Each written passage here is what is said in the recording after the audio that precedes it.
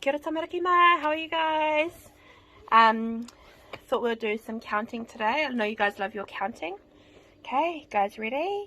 Yeah? We're going to count to 1 in Te Reo Māori. Yeah? Okay. Tahi. 1. 1 flag.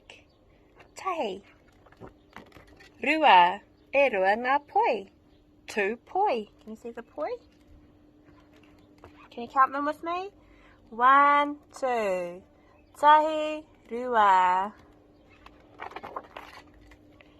Toru. 3. 3 fronds.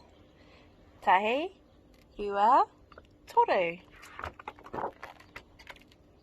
Whā. E whā ngā paoa. Tahi, rua, toru, whā. Rima. E rima ngā kina. Tahi, rua, toru, whā, rima. Ka pai. Nice counting, guys. Ono. E ono ngā tiki. Tahi, rua, toru, whā, rima, ono. E whitu ngā kete. Tahi, rua, toru, whā, rima, ono, whitu. E waru ngā weta. 8 wetas. Tahi, rua, toru, whā, rima, ono, whitu, waru. Iwa ngā kiwi.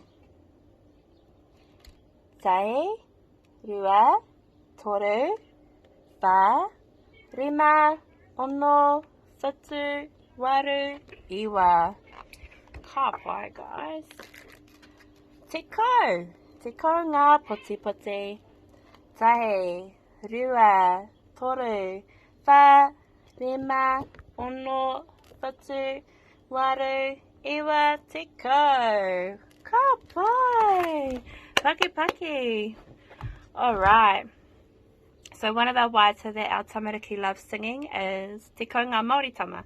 So this waiata I learned probably about 13 years ago. Okay, you guys ready? Yeah? Right.